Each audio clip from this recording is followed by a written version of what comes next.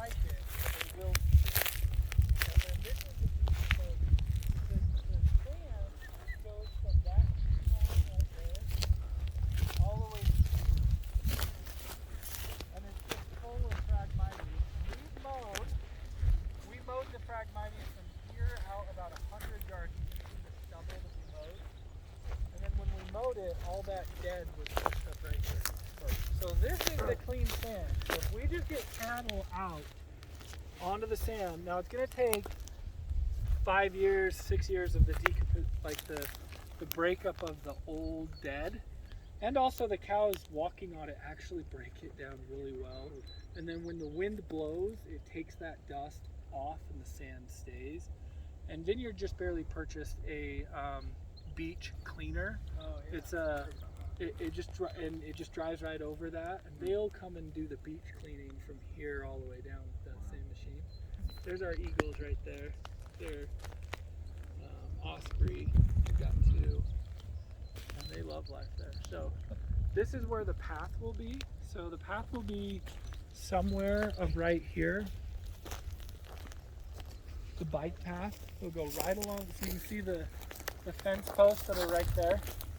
Those fence posts will be removed. That's just the temporary pilot area. And that fence post will go straight dead man into the water about 100 yards.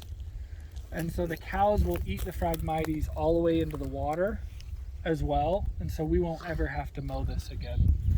Onto the beach. Even the vegetation that grows out of the water a little bit. They'll go right into the water and eat it. They'll just clean it all out. Yep. And so when they go over this segment right here with the bike right there, there'll be a cattle guard right there. They won't have to get off their bike or anything. They'll just engage it each time. So what about the areas that aren't like the grazing portions of the other lakeshore areas? Like all of it will be little by little. I mean, they were going to give us the full sum. We did the pilot area for $240,000, and then we did all the way from there to Orem for the $4.5 million. But every city has come in and said, "Hey, I want to do my mile," because it's not expensive. It's just a path and a fence. It's not a huge investment. And our biology, Utah State, the archaeology team, it's the same team. We don't have to have all of that's already being done, and the universities are doing that for free. UVU is doing it for free. UVU got a $400,000 grant for 2 professors and 4 students, and they come down here quite often and just walk through the property, and they're looking for archaeology things and history. And then they're interviewing Native Americans on what they know about the property and documenting that. But all of those grants have nothing to do with me. They just do it on top of the property.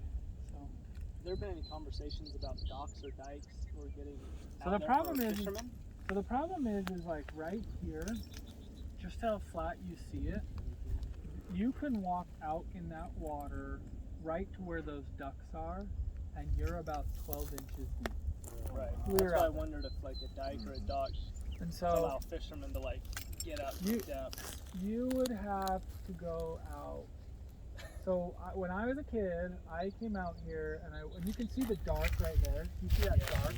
That is not a cloud. That is not deep. like a delta? Yeah. And out there, you're 4 inches deep. Right? Clear out there. Clear all the way out to there. Oh my gosh. And so when the island folks came through here, and we had a conversation, I was like, you guys don't know how deep your lake is yet. You can't put that there because it's only 12 inches deep. Like, okay. So then we came out and did that, and I was like, let's just walk through this. Because even where it's dark right there, you can see just how it's just not very deep. So, because their plans to dig it deeper to make the island. Right. So we were, but they were just saying, hey, we're not. Their plan was like clear over here in the middle, down by Provo, and then they had one up by Linden. But in here they had hey, we're gonna boat right here, and I was like, you can't put it right here. It's Yeah, not we deep always enough have to here. swing wide. You have to. Everyone has to be on that far side, and they really don't understand that it's not deep on this side. And so that's why I'm not really worried about the island folk. Like what they do really doesn't have anything to do with us because it's there.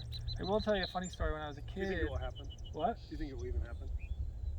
All the government entities that I work with, the 25, I don't know one that's on board with it. But for some reason, they're not talk gonna. like everybody is. What? It seems like they Not talk like privately. everybody's on. They're all kind of just like, if they can get the funds, if they can get the billions of dollars. Their problem is like it's the cost per house, because they're gonna have to build all of this infrastructure, and the selling of that house isn't gonna be enough.